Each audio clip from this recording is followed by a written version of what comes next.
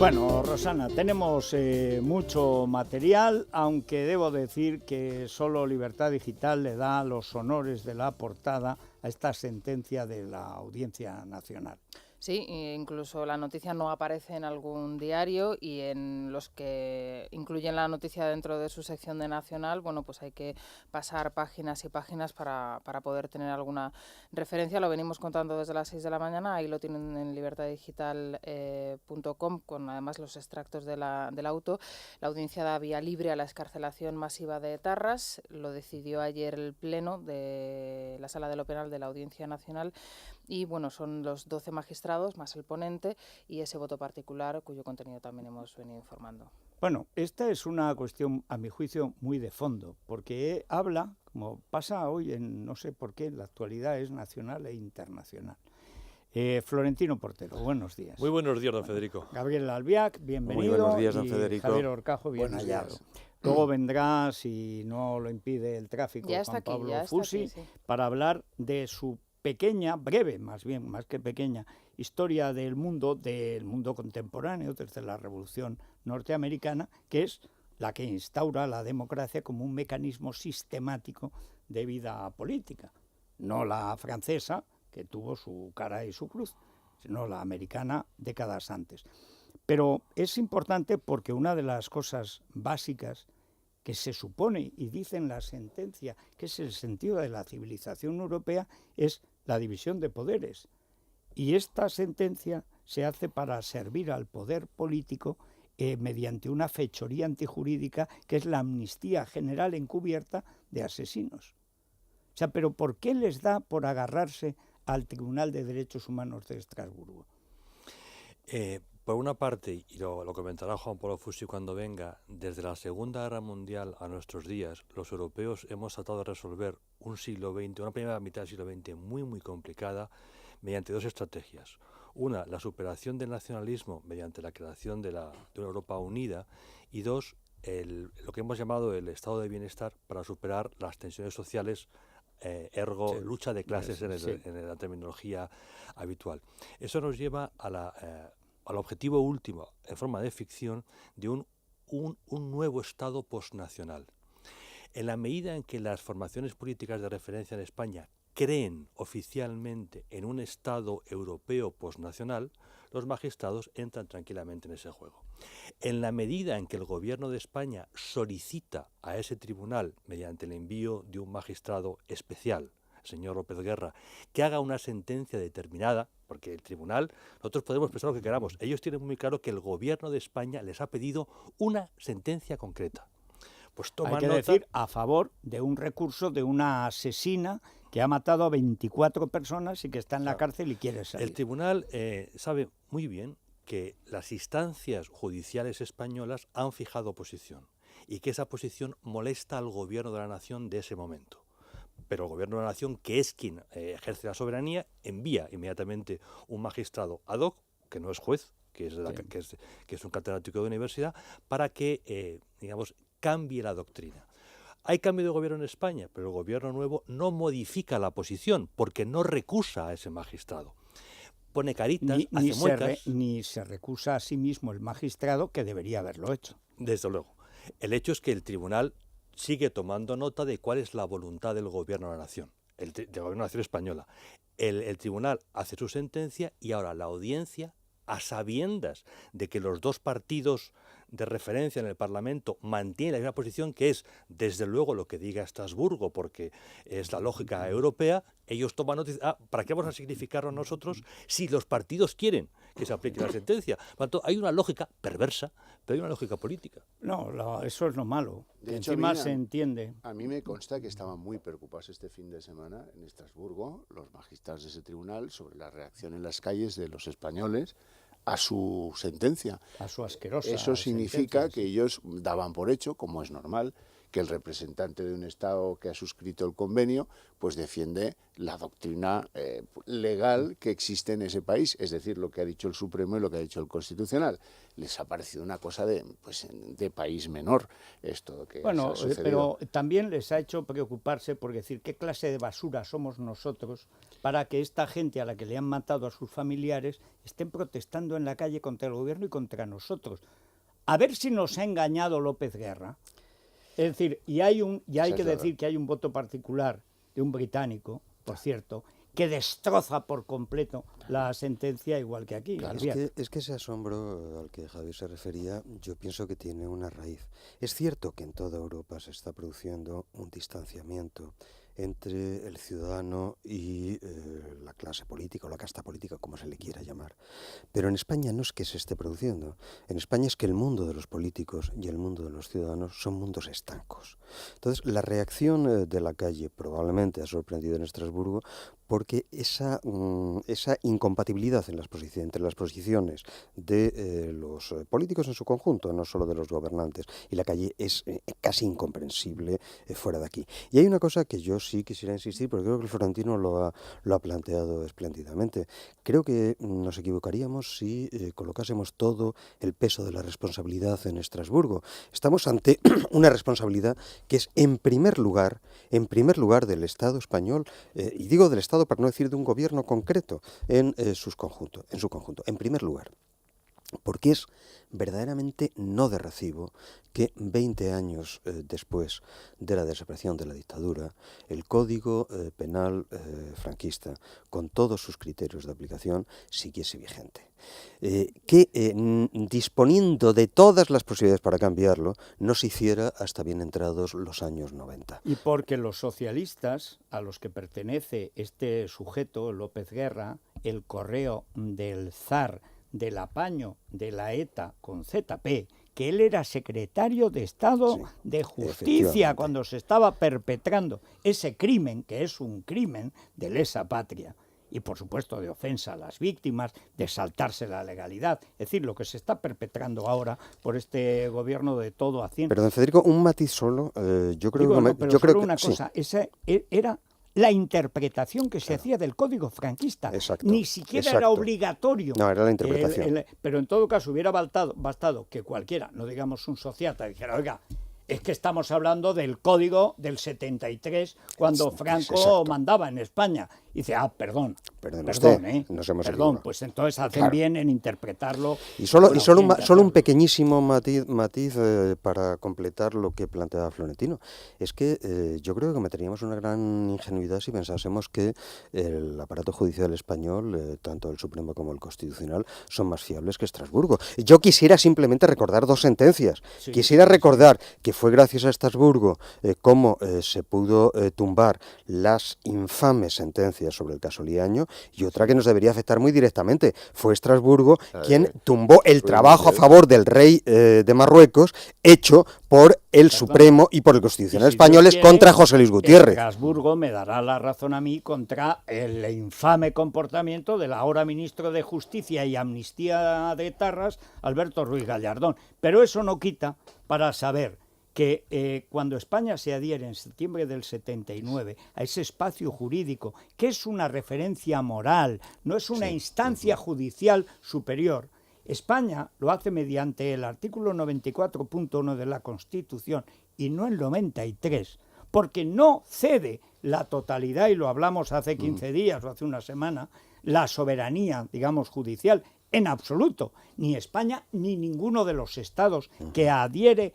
y soporta y entiende que eso es una especie de instancia moral que está por encima de los tribunales de justicia. ¿Por qué? Porque a veces por razones políticas o por corrupción se dictan sentencias injustas. Y está bien que se castigue al Estado que permite eso. Pero en España, lo que hizo ayer la audiencia es una sentencia golpista que coloca un Estado gaseoso por encima del régimen constitucional español, que está coronado para bien y para mal por el Supremo y el Constitucional. Ahora resulta que hay un tribunal, que es el heredero directo del Tribunal de Orden Público franquista, que defendiendo la ley franquista del 73 se carga la jurisprudencia y la jurisdicción superiores del Supremo y del Constitucional, que han declarado archilegal la doctrina Parot, que además es de sentido común y que en cualquier país europeo es de sentido común que se aplique. No puede ser que te salga igual matar a uno que a 21. Pero, ninguna de las ¿sabe usted maneras. la diferencia? Yo lo explicaba, o trataba de explicarlo en mi última columna en ABC. Es que en los países europeos con tradición democrática existe la cadena perpetua y existe el criterio de no redención de pena. Pero Yo daba un ejemplo muy sencillo de un terrorista en Francia con 2 asesinatos, un diplomático israelí y otro norteamericano, con cadena perpetua. Pues mire usted si es cadena perpetua, usted recurre hasta donde puede y cuando se acaba el recurso es cadena perpetua. Hay 2 cosas en la sentencia que a mí me han parecido especialmente siniestras. Primero, que miente con respecto a los términos de la adhesión, porque dice que los términos de la adhesión inequívocamente llevan a ejecutar la sentencia. Primero, el Tribunal de Estrasburgo no tiene ninguna capacidad legal para ordenar la ejecución de ninguna sentencia. Primera cuestión. Por lo tanto, no se puede ejecutar algo que un tribunal que no puede mandar ejecutar nada diga. Es más, cuando dice que se ejecute, se está extralimitando de tal manera que está invalidando su propia decisión. Cuando además está corrompida por López Guerra, desde el principio esa decisión tendría que haber sido recurrida por España, denunciada por un caso de corrupción evidente, aunque hubiera bastado con recusar hace año y medio a este sujeto, a López Guerra. Pero segunda cuestión, ¿pero qué es eso de decir que siempre se aplica, que todos los estados la aplican? La aplican cuando les parece que es aplicable. Inglaterra... O no la aplican. O no la aplican. Inglaterra la ha aplicado en 9 ocasiones y no la ha aplicado en 13 o en 17, no recuerdo. Pues depende. Hay algunas que ven, dicen, pues tiene razón, y otras que dicen, no tiene razón, y con nuestra legislación eso no va a colar. Por ejemplo, porque aquí tenemos cadena perpetua y no la vamos a cambiar porque venga un progre de Estrasburgo a decírnoslo. Pero eso son los términos de la adhesión. Claro, ¿Por qué la audiencia, con jueces con ganas de prosperar, mienten en la propia sentencia? Para eso tienes que tener un sistema judicial en el que la Audiencia Nacional no se lleve a matar con el Supremo, en el que la Audiencia Nacional no prevarique y decida en pleno la libertad de Inés del Río sin tener la traducción del Ministerio de Exteriores de la sentencia, porque eso, que lo sepa todo el mundo, el pleno, las decisiones de ese pleno, cualquiera que meta un recurso lo va a ganar, porque son absurdas completamente. Bueno, hay algo más, y es que se convocó el Pleno para soltar a Inés del Río una semana antes de que se conociera siquiera la sentencia, lo cual da a entender que la redactó López Guerra con ayuda de alguien de la audiencia o sencillamente que estaban locos por la música y dijeron, a ver si llega la sentencia. Bueno, no sea que se nos escape.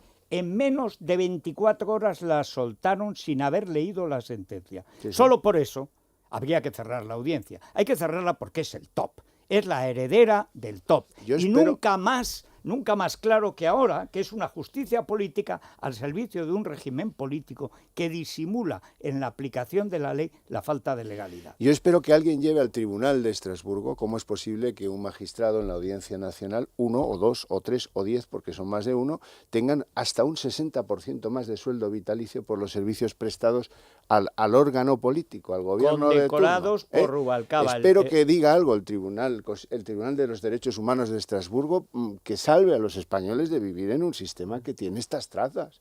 Corrupción. Claro, porque así no vamos a ningún sitio porque serio. Hay que decir que la diferencia con el top es que el top cobraban un sueldo. Estos cobran 2. El suyo, el que les pagamos, y luego el que les paga el gobierno por los servicios prestados. 3 veces ha sido condecorado Gómez Bermúdez, autor de la sentencia más infame de la historia judicial española, que es la del 11M. Y el que intentó que no se juzgara el caso Faisán. Y no ha habido nunca ningún magistrado. Mira que hay 5 Las condecoraciones pagadas es una cosa que debería estar prohibida directamente. Hay 5, que yo sepa, igual hay más. Pero ninguno ha renunciado. ¿Qué va? Si es que eso debería estar prohibido por ley. Si es que un juez, ¿cómo va a cobrar una pensión de otra institución del Estado? De la que sea. Pero es que el aparato judicial, por definición, o es independiente o no es aparato judicial. Pues encima nos dice este señor de Prada que este es el sentido de la civilización europea, que además además se común, proyecta de la en otros civilización continentes. común. En otros continentes. O sea, yo no sé si alcanza a Oceanía o llega a la Antártida. O sea, estas majaderías de analfabeto se proyecta a otros continentes. Dice, bueno, eso es la luz de la libertad, no sé, la estatua de la libertad. Venid a mí, pobrecitos, pero no vengáis a la Audiencia Nacional porque dirán, querido Emilio, si no pagas me descuelgo. Yo con que se proyectase al otro lado del estrecho de Gibraltar me daba por contento. Lo único que se proyectase a Cataluña. Lo único que se proyecta al otro lado del estrecho o a Turquía es el fútbol de Europa. La creación de la Audiencia Nacional como la forma concreta del Consejo General del Poder Judicial son instrumentos para controlar políticamente el Poder Judicial. Se hizo muy conscientemente a través de magistrados que venían del franquismo y que sabían mucho de eso. Evidentemente los jueces que quieren llegar a la audiencia es que tienen ambiciones especiales. Unos pueden ser mejores, otros son peores, pero todos tienen un perfil protagonista muy marcado. En el momento en que PSOE y PP fijan posición común, es dificilísimo, por no decir virtualmente imposible, que la audiencia se desmarque de la línea mayoritaria. Cuando están enfrentados, unos giran una posición y otros porque tienen sus carreras con sus padrinos. Bueno, es que además en la audiencia se ha producido el fenómeno de que al principio había gente, como la audiencia es un tribunal especial y tiene más facultades y tiene más respaldo que ningún tribunal corriente, incluyendo el Supremo. Los jueces que querían luchar contra el terrorismo iban a la audiencia. Los jueces que querían luchar contra el terrorismo de Estado estuvieron en la audiencia. Es decir, los fiscales contra la ETA y contra el GAL estaban en la Audiencia Nacional. Pero eso fue hace 20 años. Ahora, ¿quiénes están los garzones? El modelo de la audiencia estos últimos 20 años ha sido garzón. Esto no es una campanilla. Qué susto. Esto es la magnetoterapia. España no tiene... Pues suena muy bien, Suena bien, ¿verdad? Bueno, pues no es que estemos en un ámbito eclesial, por fortuna abandonado. No. Esta es la magnetoterapia que se pueden llevar a casa. Es el iPad Relax, que se carga como un iPhone, como cualquier móvil, y que permite acabar, mejor dicho, mitigar, pero todos los días, el dolor crónico. Dolor de lo que sea, especialmente las migrañas, el dolor crónico de la artritis o de cualquier tipo de afección. Por supuesto, todo lo que exige magnetoterapia, que funciona muy bien. Toda la columna vertebral, todo lo que son las articulaciones, por supuesto lesiones, pero también el dolor de cabeza común o hasta el dolor de regla, porque la magnetoterapia lo que hace es eliminar esos nudos de dolor que se forman en las células y que se forman así.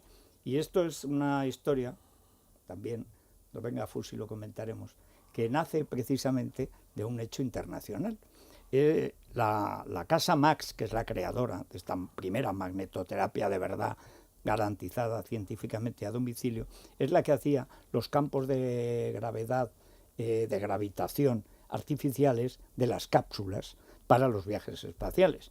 Como se han acabado los viajes espaciales, porque ya no hay dinero para pagar, y ahora habría que ir a Plutón, que además ya no existe, entonces han decidido reconvertir toda su sabiduría y tal en patentes de consumo doméstico.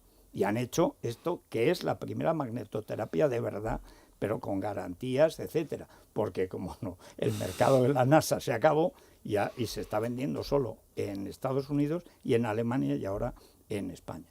¿Cómo lo consiguen? Llamando a la casa que lo vende, no somos nosotros solamente lo publicitamos, que es el teléfono 91 781 1652. 781 1652. Ustedes preguntan a cualquiera que la haya comprado ya o si han tenido cualquier sesión de magnetoterapia en cualquier fisioterapeuta, ya saben cómo funciona. ¿Quieren saber las condiciones de pago? Esto no es gratis, porque entonces no valdría nada. Quiero decir, no costaría mucho, pero no valdría nada. Esto vale 595 €, pero se puede pagar a plazos. Y lo pueden comprobar en www.bambaloo.com.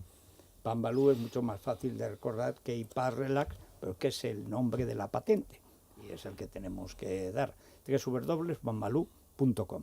pueden llamar con Más Móvil, con nuestro Más Móvil, sí, la barato. tarifa 0 céntimos minuto, y si necesitamos navegar por internet, 500 megas de navegación, pues solo 5 euros al mes, Federico. Lo podemos contratar ya de forma gratuita en el 1473 o entrando en masmóvil.es.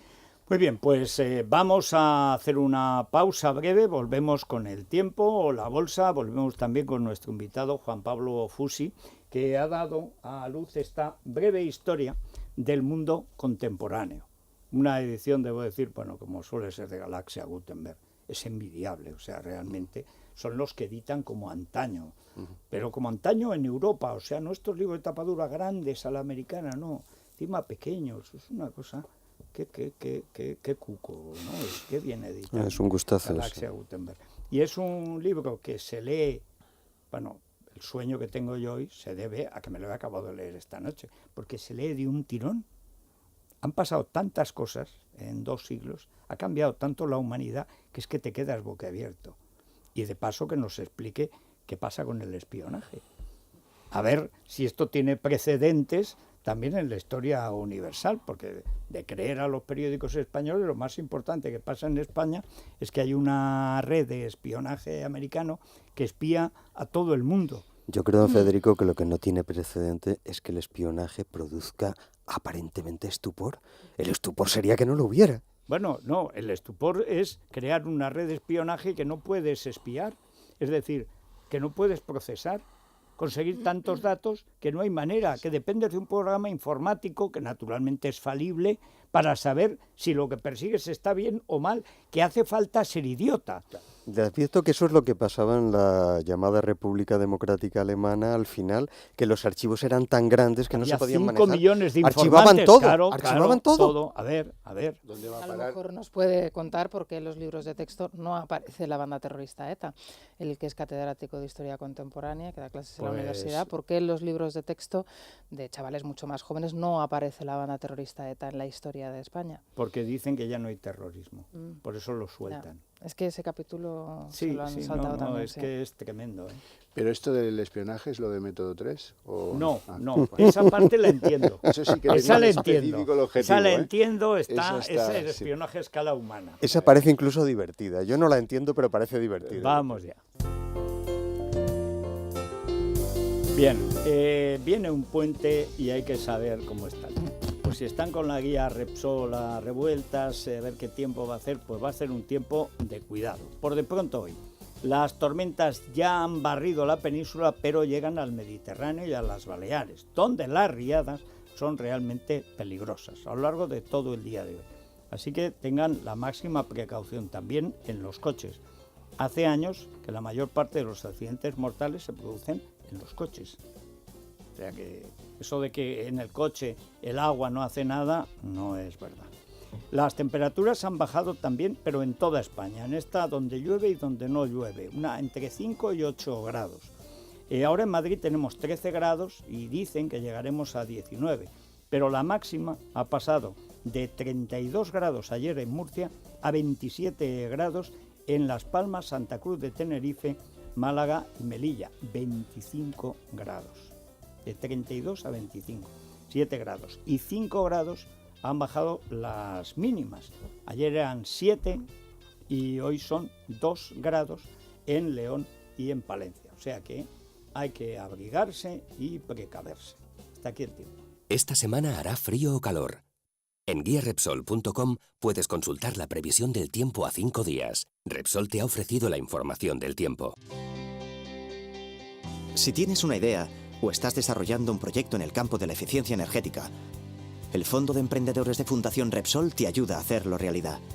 Hasta el 15 de noviembre puedes presentar tu propuesta y si resulta seleccionada, te daremos el apoyo necesario para desarrollarla. Porque ahora más que nunca, es el momento de apoyar el espíritu emprendedor. Infórmate en fundacionrepsol.com.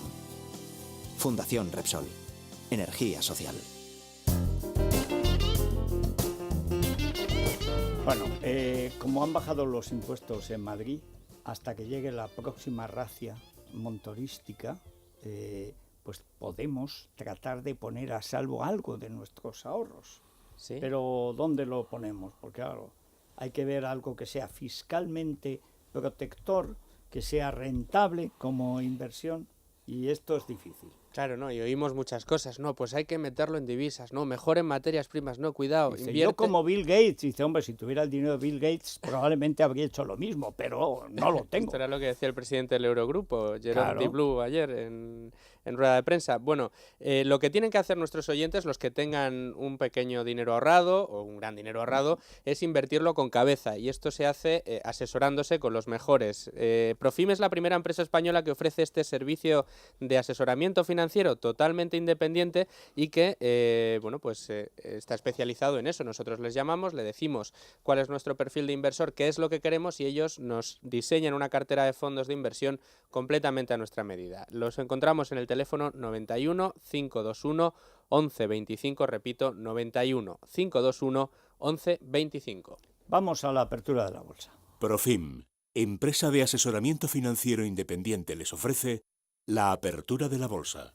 El IBEX 35 abre con unas décimas en negativo, en este momento cotizan 0,17% a la baja, el IBEX está en 9.719 puntos. En el mercado de renta fija tenemos mejores noticias, la prima de riesgo está algo más moderada, en 233 puntos básicos de diferencial con el bono alemán, el bono español también más moderado que ayer, está en el 4,08%, ni siquiera el 4,1%, eso está bien, estará muy contento Montoro, dirá que estos son señales ahora para salir. Con esto, como le dé por exacerbar su vocación transilvana, vampírica, de sorbernos lo que nos queda, dice, como vamos mejor, voy a quitaros más. Sí, bueno, sí, es un monstruo. Opone... O sea, Mr. Scrooge era un benefactor del género humano al lado de este. Opone 3 subastas de deuda por semana, ya o diaria, la hace diaria. Ayer volvió a la amenaza. Andaos con ojo.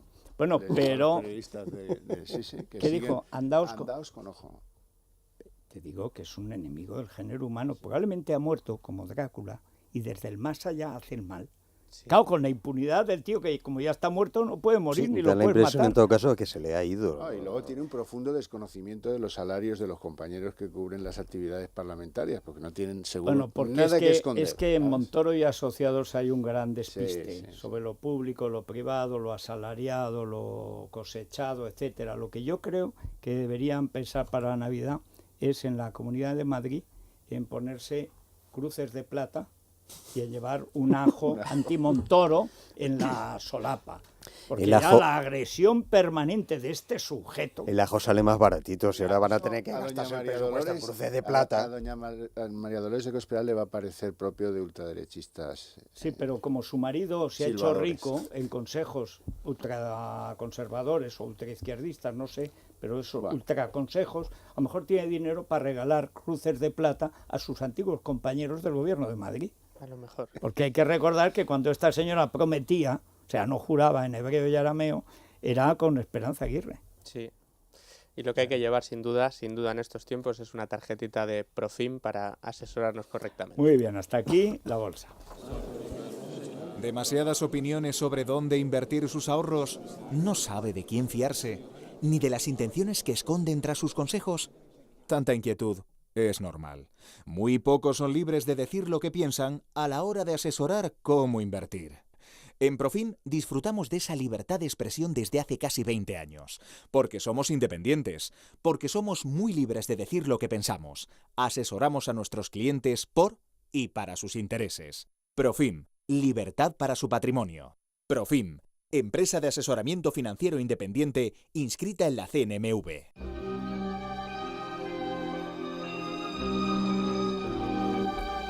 Bueno, Silvia Ribeiro, noticia de interés general de la 11, ¿qué es esto que escuchamos? Es la banda sonora del Bosque Animado y la hemos escogido porque la Academia del Cine quiere rendir tributo a Alfredo Landa. Están a punto de cumplirse 6 meses desde su fallecimiento, será ese aniversario el día 9 de noviembre y esta tarde va a proyectar esta cinta, va a ser a las 7 en la sede de la Academia y mañana miércoles a la misma hora y en el mismo lugar, también en la Academia, va a exhibir otra cinta firmada por el director, el mismo, José Luis Cuerda, y protagonizada por Landa, que es La Marrana.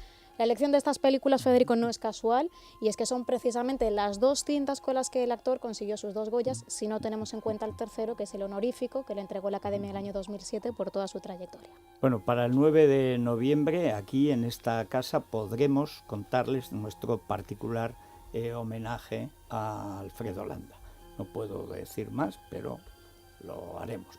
para él y naturalmente también para oyentes y televidentes. Sorpresa, eso no sabes tú, ¿eh?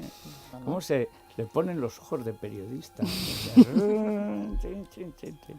Bueno, hacemos una pausa y enseguida vamos con Fusi, pero ¿por dónde van los Bueno, oyentes? pues en @lamanada de FJL, Joaquín se pregunta cuál va a ser el siguiente paso de Rajoy en la política antiterrorista, y Pepe observa, dice que está seguro de que el 100% de esos ignorantes a los que ayer llamaba María Dolores de Cospedal son votantes del Partido Popular. Eran votantes del Partido Popular. Popular. No, si encima te escupen, pues los dejan de votar. Hombre, es que el PP ha pasado de mentir a sus votantes a insultar a sus votantes, que es la mejor estrategia para mantener a tus votantes. Exactamente. Bueno, a lo mejor, fecha... en vez de insulto simplemente es una certeza. Ignoramos por completo qué es lo que están haciendo estos señores. No, porque es con mala intención. Yo estoy con ello. Primero los ignoraron, después los engañaron y ahora los insultan. Dice, bueno, está muy bien, luego resulta que en el País Vasco han perdido 2 de cada 3 votos, en Cataluña van camino de ser extraparlamentarios, o sea, y en Madrid, bueno, pues va a depender de que el PP de Madrid se enfrente al PP de Cospedal. Ellos estaban muy tranquilos porque gracias a la labor hecha por Fraga y Aznar no había partido alternativa al votante de derecha. Estábamos presos. Sí. Y si éramos frívolos y no votábamos, llegaba de nuevo Zapatero o Madina y entonces la hemos liado. Pero claro, como se han empeñado, ha aparecido UPyD, ha aparecido Ciudadanos, van a aparecer nuevas fuerzas políticas en las próximas semanas o meses y por lo tanto el tema ya no está tan claro. Y sobre todo, el escenario final. En 2 años el PP puede dejar de ser un partido nacional para ser solamente un partido presente en algunas autonomías. Bueno, eso sí que es una revolución. Tranquilizar al oyente, decir que el próximo paso de Rajoy no va a ser la detención de Josu Ternera. No. Ni tampoco descartado. De la infanta Cristina de Borbón y Grecia. Tampoco. Eso sí que son 2 noticiones, ¿eh? Oh.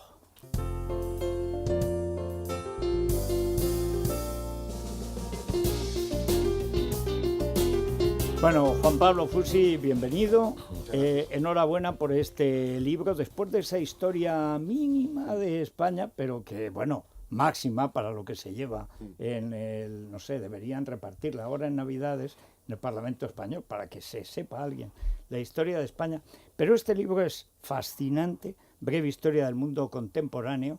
Primero, por dónde empieza el mundo contemporáneo y después por el último capítulo, que es este mundo de incertidumbres, de complejidad, lo que es el mundo moderno, donde grandes ideas, normas básicas, en un sentido o en otro, en la vida internacional, prácticamente se han volatilizado y ahora chapoteamos en un caos impreciso.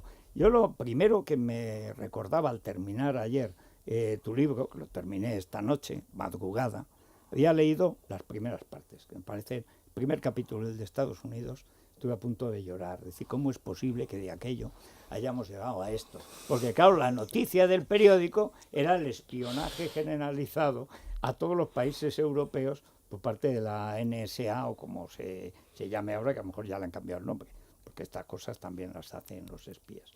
¿Cómo se puede entender que un mundo y un país nacido como una democracia, que es el único país que ha nacido así, como Estados Unidos, que fue además haciéndose más democrático, lo explicas muy bien en el libro, y ha sido el país decisivo en la historia de la humanidad en estos 2 siglos, especialmente el último, protagoniza un episodio como el de esta administración Obama, que tiene enfadado a todos sus aliados europeos?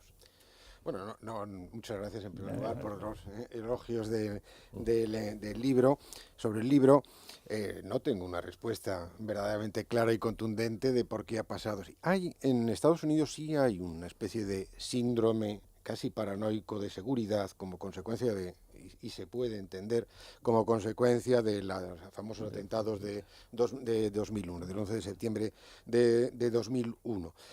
Estamos también, a propósito de esa situación tan indefinida y confusa, en una especie de guerra no declarada, una guerra declarada pero no convencional, por parte de Al-Qaeda, o llamando detrás de Al-Qaeda todo lo que entendemos por eso. que obliga evidentemente también a respuestas no convencionales. Por tanto, los elementos de seguridad que pueden haber detrás de esta red de espionaje yo creo que son, primero, han existido casi siempre, hoy la tecnología permite muchísimas más cosas y hasta cierto punto tienen su sentido, su lógica. Su lógica. No, evidentemente, espiar el teléfono de un aliado, eso parece exagerado. Aparte que es que espiar el teléfono, por ejemplo, de Cameron, esto es como mirar a tu madre cuando se está bañando en el cuarto de baño. Eso no se hace. O sea, no puede ser. Pero no ustedes piensan de verdad... O sea, es que es la gran Pero ustedes piensan de verdad que ha habido alguna vez que no se haya hecho. No, espionaje ha habido siempre. No, de los aliados, de los propios aliados, claro que sí, se ha hecho siempre, siempre. Pero no a este nivel, ¿eh? O sea, lo que decía Juan Pablo es que, y es verdad, la capacidad tecnológica ahora es tal que yo creo que debería regularse. Yo entiendo la reacción americana y el apoyo, y creo que efectivamente una guerra no convencional solo se puede ganar luchando también en terrenos no convencionales. Pero creo que la Patriot Act ha sido el peor negocio que ha hecho Estados Unidos. Porque además, como no sabemos lo que ha funcionado, porque no se puede saber, cualquiera con este afán típico de los servicios de información es poder, coge información que le haga falta o que no le haga falta mediante software que son tan discutidos como discutibles y que además ha jorobado a Estados Unidos en buena parte. Es decir, a mí, que me espíen los americanos, pasa como Arcadi, dice, por favor, espíeme y de paso, a ver, explíqueme lo del Faisán y lo de Cataluña. Dice, pero yo no tengo problemas, a mí me espían, pero en Estados Unidos no, porque se cargan una base esencial de la democracia, ¿no? Efectivamente, ¿no? Que ha sido siempre Estados Unidos está basado, además en una serie de equilibrios constitucionales y separación de poderes clarísimo, en un Estado pequeño. Es decir, no tienen ni carnet de identidad, tampoco en otros países, y hay una verdadera oposición visceral a todo lo que pueda ser control desde el Estado, del ciudadano medio y de la sociedad, ¿no? Y efectivamente, pues estos estamos viendo que habrán controlado teléfonos, etcétera, de toda la sociedad americana. Sí hay que hacer también, y me alegro lo que decías, porque hay veces que parte de toda esta tecnología y todo este espionaje no sirven realmente para nada. Me recordaba a veces a nuestro hombre en La Habana, que recordáis que acaba mandando el espía el plano de una me parece que es una lavadora o no sé qué, porque ya no sabe qué enviar, y al final manda esto y no sirve eso, no, completamente. Algo de Yo recuerdo un informe especial que vi en el Departamento de Estado cuando la guerra en Nicaragua eran todos recortes de periódicos, todo. O sea, no había un solo informe tal, porque lo que se hacía por teléfono y discretamente, pero lo que llegaba al ministro, al secretario de Estado y tal, eran recortes de periódico, y había 10 personas recortando todos los periódicos. La trompeta de Cholula, recuerdo porque no se me olvidará, La trompeta de Cholula, que era un periódico bastante liberal, publicaba Carlos Alberto Montaner en esa... Me llamó la atención, digo, hombre, mira, la trompeta de Cholula ayuda a la civilización occidental, pero me da a mí que esto no es un trabajo de inteligencia muy... A mí lo que me gustaba era el trabajo aquel de, ¿se acuerda usted de los días del Cóndor? Al inicio, el trabajo de aquellos tipos que estaban simplemente leyendo novelas para buscar claves en las novelas. Bueno, es un trabajo maravilloso. Juan Pablo, tú como profesor, luego os dejo que hagáis preguntas vosotros también, y también lo que nos pidan los oyentes y televidentes. Pero al hacer este libro, ¿qué es lo que has querido explicar o qué te ha movido a hacerlo? Bueno, he querido, efectivamente, hay 2 o 3 líneas claves. Una la habéis dicho al principio, es la democracia como, digamos, modelo ideal de la política del mundo contemporáneo. Creo que lo es, pese a todos los totalitarismos, etcétera, en el fondo de la conciencia última, por lo menos del hombre occidental, y eso es los Estados Unidos fundamentalmente.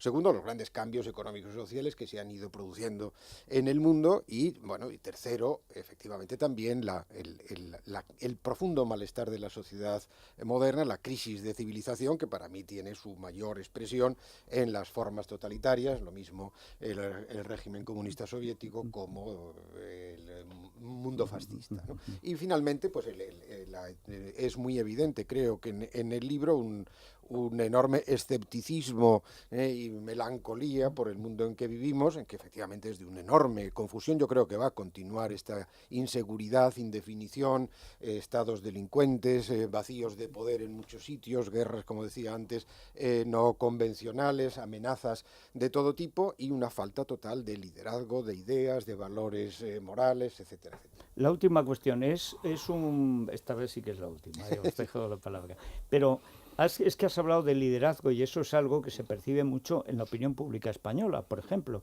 Es decir, bueno, es que no tenemos líderes como lo fue Aznar el último, pero antes Felipe González en su género, Suárez en el suyo, o Franco, que hizo una guerra y tuvo un régimen en 37 años en el poder. Es decir, eran líderes en los que se reconocía una parte importante de la sociedad y hasta los enemigos o adversarios los reconocían como líderes. Es decir, si Felipe González no hubiera sido importante, Albiac y yo no hubiéramos estado insultándolo 14 años en el gobierno. Y yo ya vi en la oposición que era de mucho cuidado. Si Aznar no fuera importante, no estarían todavía soñando con Aznar los antiaznaristas cuando Aznar hace tiempo que dejó voluntariamente el poder. Es un problema general, digamos, el descenso del nivel del liderazgo. Es decir, es un problema de descenso intelectual, de que el nivel intelectual en general, en universidades, en los centros, digamos, de reclutamiento de la élite política habituales, ha bajado el nivel. Bueno, sigue habiendo, ¿no?, personalidades muy destacadas en muchísimos aspectos, yo creo que de la vida intelectual, de la vida científica, del análisis internacional, de lo que ocurre, ¿no? Yo creo que eso sigue siendo cierto. Ha cambiado las estructuras de la política, la naturaleza y los objetivos de los partidos políticos y por tanto yo en la política sí creo, y no es la primera vez que ocurre, es decir, que no es verdad que tiempo pasado es mejor. Ha habido momentos muy anodinos en la historia en que se encuentra uno con 20 o 30 años, que recuerdo, por poner ejemplo, en Inglaterra, no me acuerdo quién decía, de Lord Liverpool, que creo que ha sido el primer ministro que ha durado más tiempo. El secreto de la política de Lord Liverpool es que no tenía política, ¿no? Bueno, fíjate que nadie se acuerda de Lord Liverpool. Pues, ha sido 4 veces, me señala Florentino, que el primer ministro es probablemente el que ha gobernado más en Inglaterra y nadie sabemos ni quién es, ni cómo era. ¿Qué hizo? Nada, etcétera. Bueno, por tanto, momentos anodinos en la política de enorme discreción. Estados Unidos, desde Lincoln hasta Roosevelt, hasta Theodore Roosevelt, prácticamente los presidentes nada. Mientras que en cambio hay grandes industriales, etcétera, etcétera. Por tanto, momentos los ha habido. Yo creo que este es otro de esos momentos en los que de pronto, en lo mismo a nivel europeo, el hombre que preside en este momento la Unión Europea, yo no puedo imaginar una persona más desvaída y menos ilusionante más como triste. Van Rompuy, ¿no? Bueno, eso es imposible, ¿no? Bueno, Durão Barroso, con esa tristeza portuguesa. Lady Ashton tampoco está mal. Tampoco. Ya veo que hay una competencia difícil hacia la medianía. Bueno, y antes estuvo Romano Prodi. Eso te iba a decir. Ese además era ladrón. Por lo menos perpetraba delitos, pero de los otros ni siquiera sabemos que delinquen. No, pero a Prodi se le notaba, No, perdón, Florentino te quería preguntar. Sí, bueno, yo primero quiero decir que quizá para mí este acto hoy con Juan Pablo, con el libro, pues me afecta un poco más que a los demás, porque aunque parezca mentira, yo soy discípulo de Juan Pablo, no el más listo, un poquito atrasado, pero yo fui alumno el primer año que Juan Pablo se reincorporó a la Universidad Española. Hay que decir que Juan Pablo Fusi es de esos españoles que pudo hacer una carrera muy cómoda fuera de España, en concreto en Oxford, que lo tenía todo y que como otros locos, tú esto sabes algo, Federico, decidió complicarse la vida y volver aquí. Aquel primer año en que éramos muy pocos los alumnos en un seminario de contemporánea, entre otras cosas, aparte de hablar de Trevelyan y gente que aquí era desconocida, porque estábamos con el marxismo cañí y cosas mucho más aburridas, pues nos explicó claramente que uno de los problemas de la contemporánea es que hay demasiados hechos y por lo tanto hay una tendencia a que el árbol no nos deje ver el bosque. Bueno, el prólogo del libro habla de eso, de que el gran problema, y no es la primera vez en la historia, es que hay demasiados hechos como para procesarlos y entenderlos. Eso. Entonces recuerdo que en aquel seminario nos hizo leer un libro que yo tengo grabado en la cabeza, que es una síntesis como esta, pero con 30 años de anticipación, escrita por Sir Geoffrey Barraclough. Sir Geoffrey, aparte de un gran historiador en aquel momento, fue el primero que estableció que el Pacífico era el nuevo eje Eso que venimos repitiendo ahora como una novedad, lo decía un historiador británico en los 60, posiblemente, no sé si 70, 60, finales de los 60, o sea, que una novedad. Dicho esto, y subrayando la absoluta necesidad de que gente con mucho criterio, con mucha formación, sea capaz de presentar esta síntesis donde el lector tiene claro qué es relevante y qué no es tan relevante, qué marca una época y qué no, yo quisiera preguntar a Juan Pablo, siguiendo un poco la pregunta que tú le hacías, y ya no tanto sobre personajes, ¿no es muy llamativa la falta de programa, de ideario, de las formaciones políticas que nos han llegado de la Segunda Guerra Mundial, que han cumplido un papel muy importante en la construcción europea, con sus mejores momentos y sus peores momentos, en la construcción del estado de bienestar, con sus aciertos y no tanto, y que ahora sencillamente se encuentran sin tener mucho que decir en un marco ideológico donde el relativismo, donde el cinismo impera? Bueno, lo decía antes indirectamente de alguna forma, en esa falta de valores morales, de ideas políticas claras. Los partidos se han convertido en máquinas, como se suele decir, de atrapar votos, de ganar elecciones, y por tanto los contenidos son cada vez más, es mucho más la venta de una imagen, la política, que digamos que un debate de ideas o de programas concretos. Los hay, esos programas concretos que se diluyen inmediatamente después que se llega al poder. El margen de actuación, lo único favorable que podría haber es que yo no creo que hay margen de actuación, pero digamos lo que no hay es ya grandes alternativas a la economía de mercado. Lo único que necesita pues ser probablemente inteligentemente guiada y gestionada, pero utopías alternativas yo creo que han llevado a tal grado de desastre que ya no existen esas grandes alternativas ideológicas y políticas. Hay una parte positiva en eso, en el sentido de que bueno, no vamos a ir ya a proponer aventuras imposibles, y hay una parte lamentable, que es efectivamente la descomposición de la política en mero oportunismo inmediato, ¿no? Y eso es muy grave, porque eso significa falta de liderazgo claro ante la opinión, no hay un proyecto hacia dónde se quiere uno conducir, no hay valores, líneas rojas que no se traspasan, y efectivamente pues muchísimas de las cosas que vemos, de liderazgos débiles, de corrupciones,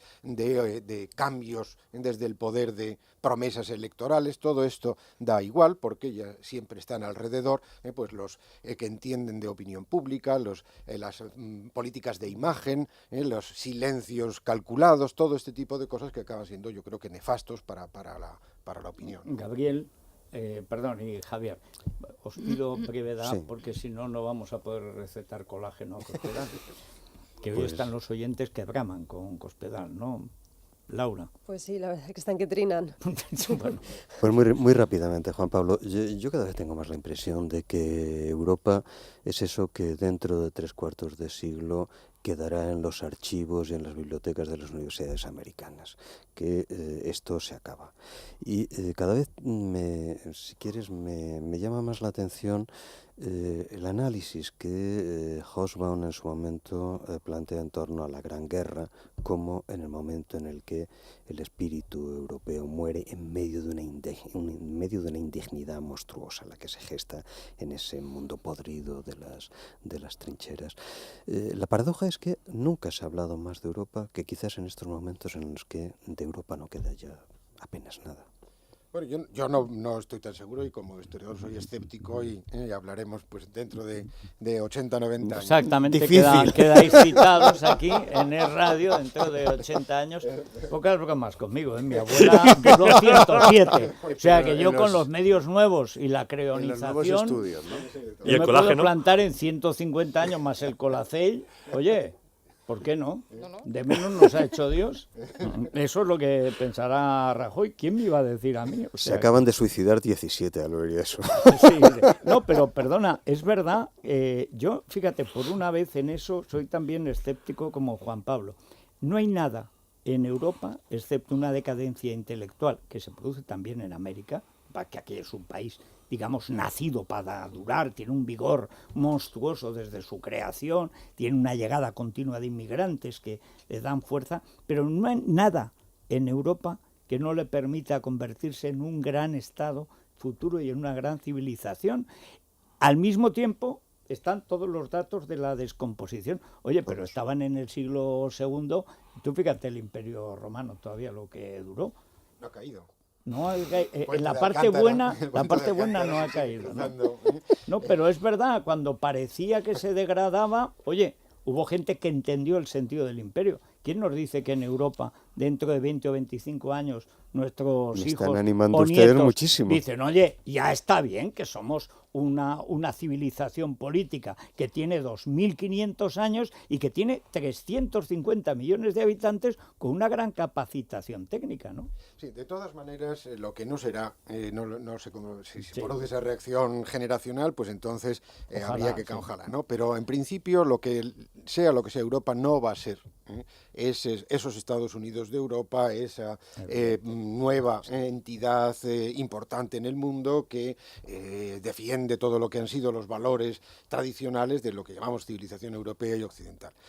Va a ser esta especie de híbrido, va a continuar siendo en los próximos 25 o 30 años ese híbrido indefinido de una incomprensible muchísimas veces, con una opacidad impenetrable que no se entiende muy bien cómo funciona, distanciado de los ciudadanos, tremendamente burocratizado por un lado y muy distante de lo que son los ámbitos de soberanía nacional, que yo por supuesto sigo creyendo que es la idea de nación soberana, es un muy buen ámbito de actuación en una sociedad. Y yo creo que continuará esa mezcla de ámbitos de competencia nacional y esa incomprensible, desilusionante y decepcionante construcción europea que ha derivado a una especie de monstruo burocrático. Javier. Cuando se cae el muro, da la sensación de que las democracias occidentales tienen un reto fascinante, que es demostrar que tienen superioridad moral. Sin embargo, los dos grandes genocidios que se producen después de la guerra de la Segunda Guerra Mundial, Darfur y Ruanda, demuestran que aún somos capaces de empeorarlos y que esa superioridad moral no existe. Ese es el gran fracaso de las democracias occidentales. No olvidar, dentro de Europa, los Balcanes. Ese se hace algo, ese lo evita el señor Clinton, ¿no? Sí, pero tienen que ser los americanos otra vez. Es que los europeos empeoramos Ruanda y empeoramos Darfur. No, Europa carece desde hace tiempo, seguramente desde el final de la Segunda Guerra Mundial, carece de capacidad de intervención. El último fiasco colonial es Suez, que es ya una especie de parodia, ¿no?, del antiguo colonialismo europeo, cuando Gran Bretaña y Francia pues invaden Egipto y tienen los norteamericanos por un lado, sobre todo, y los rusos por otro, obligan a que se marchen de ahí. Por tanto, ya es el final de cualquier aventura de tipo bueno, iba a decir colonial, pero en cualquier caso de cualquier intervención fuerte y decidida por parte de Europa en algún lugar del continente. Estos fueron genocidios. Sí, voy a eso. En los 90, efectivamente, es decir, Europa se diluye y el caso de los Balcanes es muy característico.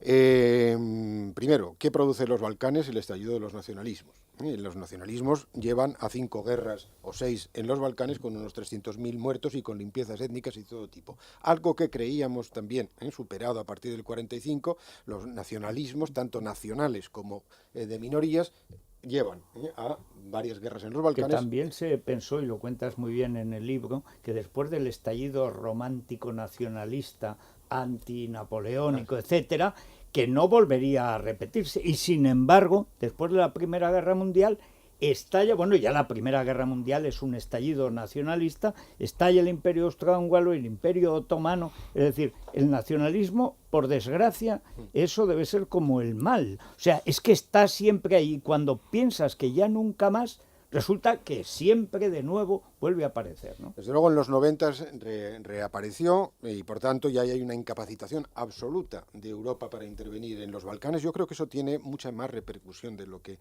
parece, no solamente porque intervengan ahí los norteamericanos, sino porque a partir de ese momento los norteamericanos saben que no pueden contar con Europa prácticamente en ningún sitio. Y eso también les lleva a eso que hemos hablado, el unilateralismo de los Estados Unidos a partir del 2001, etcétera, probablemente, o por lo menos hasta ha habido varios años de esa unilateralidad, que no tiene más razón, o una de las razones, no digo que no tenga más razón, pero una de las razones es fundamentalmente la total dejación de Europa y de otros países de cualquier responsabilidad internacional. Juan Pablo, vamos a ir a ver lo que dicen los oyentes, sobre todo de Cospedal, que hablan además de algo pues muy importante con respecto a lo que estamos hablando.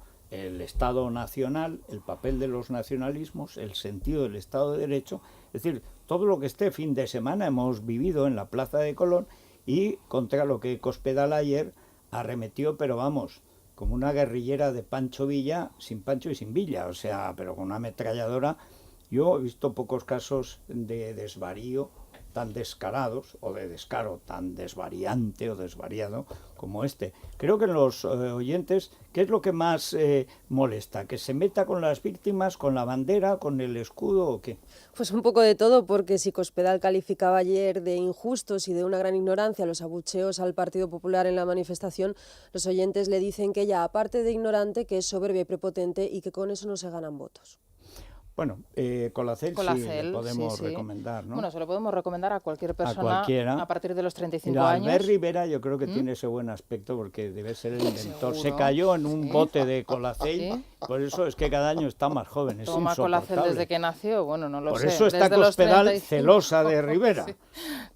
Hasta el punto de equivocar, dice, no estaba en la manifestación, la que no estaba era ella, Ciudadanos sí estaba. Y están preocupados. Bueno, Colacel nos ayuda a retrasar el envejecimiento, porque nos aporta esa dosis de colágeno que empezamos a perder a partir de los 35 años. 5 gramos de colágeno hidrolizado, es decir, colágeno puro, si nos tomamos un sobrecito al día. Así que estupendo, es lo que necesitamos. Es de Laboratorios Mundo Natural, lo podemos encontrar en farmacias, en herbolarios y en parafarmaciamundonatural.es. Una pausa. Es la mañana de Federico, con Federico Jiménez Los Santos.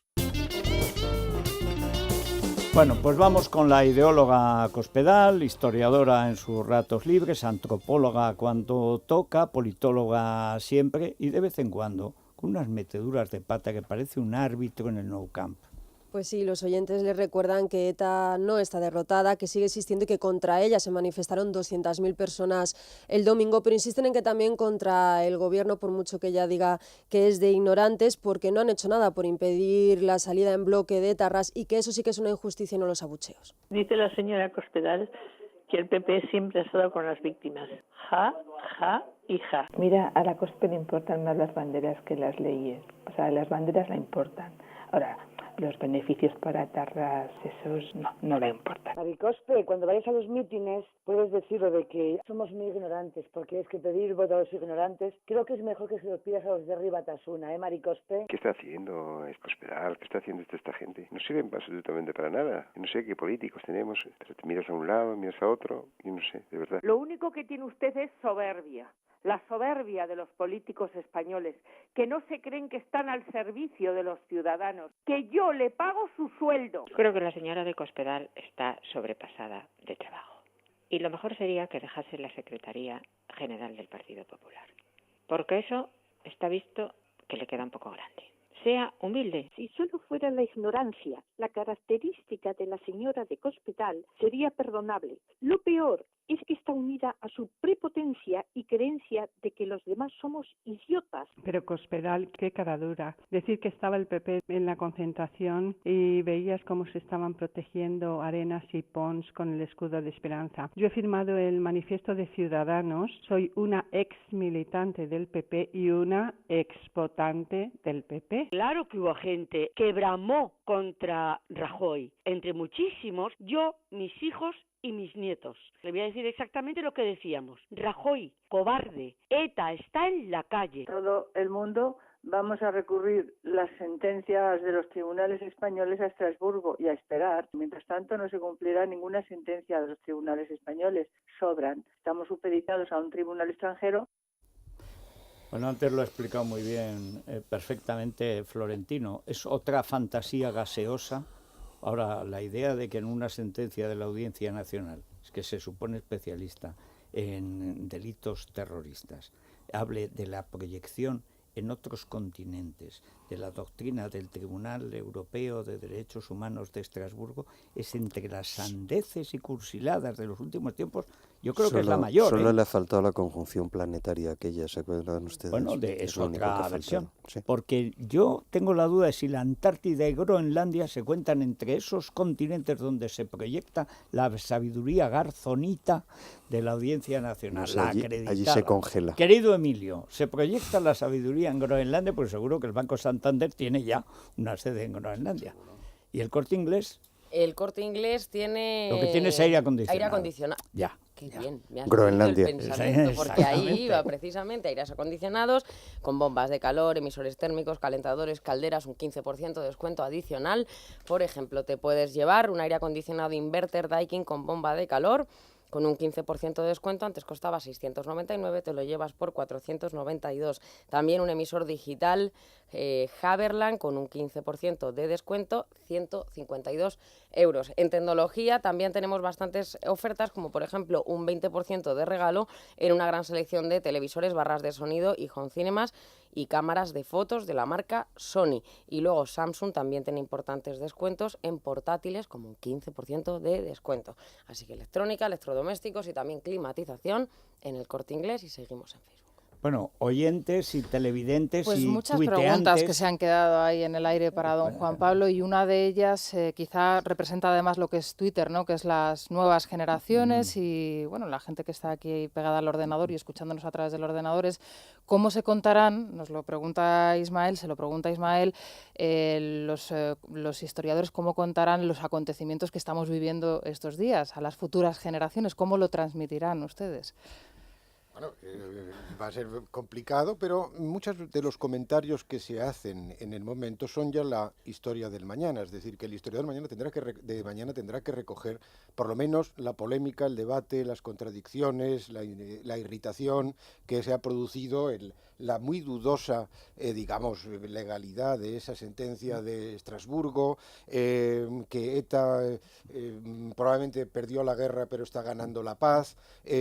De manera que hay mucho de lo que se está ya diciendo, sin duda alguna quedará, por lo menos como parte de que fue una determinación, una sentencia y unas manifestaciones y una reacción ante la sentencia de Estrasburgo extraordinariamente polémica, y donde una gran parte de la sociedad española por lo menos quedó inmediatamente decepcionada. Eso desde luego tendrá que aparecer de alguna forma o de otra, y a lo mejor solamente quedan cosas de ese tipo, una línea o dos, nada más, porque luego ocurrirán 100.000 cosas más. Bueno, salvo que haga la historia Cospedal, en cuyo caso no saldrá. No sé. Esto lo harán los historiadores. Sí, esperemos, y para entonces, en fin, se mantiene la especie, que creo que sí. Bueno, muchas gracias, Juan Pablo, por estar con nosotros, y enhorabuena por esta breve historia del mundo contemporáneo, desde el 76, es decir, desde el comienzo de la independencia de los Estados Unidos de América hasta hoy. Y, en fin, por estos libros breves que sirven para desasnar, hombre, si además de estudiantes desasnar a concejales, alcaldes y diputados, bueno, esto ya sería... Y secretarios generales. Bueno, ala, tú también... ¿Qué cosas piden ustedes? Están en arrebato de euforia. Los catalanes están ya tiran la casa por la ventana. Yo a tanto no llego, ¿verdad? Pero, hombre, los jóvenes concejales, las nuevas generaciones, leer un libro cada 3 meses, tampoco es breve, pero enjundioso, aquí está todo. ¿Y el tiempo previo que habría que utilizar para enseñarles a leer? Bueno, ese es un golpe abajo al día que me acaba de jorobar el anuncio, y que Galaxia Gutenberg te lo tendrá en cuenta cuando edite tus libros. Bueno, muchas gracias, Juan Pablo, gracias. Nos vamos a las noticias sí. Y luego ya en la Crónica Rosa seguimos hablando de las últimas novedades, que ayer descubrió precisamente la inauguración del primer diario para tabletas, que es El Mundo de la Tarde, que descubrió cómo la infanta firmaba como arrendadora y arrendataria del mismo palacete. Como todos los españoles, ¿no? Sí, de su edad, sí. Eso es como decía aquel, conduciendo su deportivo Lamborghini como cualquier joven de su edad. Pero no era un avión. No, eso vino después. Ah, bueno. Bueno, pero esto más la aparición de Urdangarín y Cristina en la gran boda del poder que tuvo lugar en Barcelona este fin de semana, pues sigue dando... Pero mucho. Eso también es parte de nuestra historia. Hombre, claro. Y tanto. Sí, había más miembros del gobierno que en el Ecofin. Sí. Pero como 3 o 4 más. Y había más inquilinos de Cambrians sueltos que en Cambrians. Porque estaba la mitad de la delincuencia, de la alta delincuencia de Barcelona, que aparece en tu libro, en la Pasta Nostra, estaba allí. Estaba allí, sí. Es más, no sé, les dejaron entrar allí en la iglesia. la Catedral del Mar. Con peligro de haberse llevado cualquier talla gótica. O sea, porque las costumbres son las que son. A las noticias. Es la mañana de Federico, con Federico Jiménez Los Santos.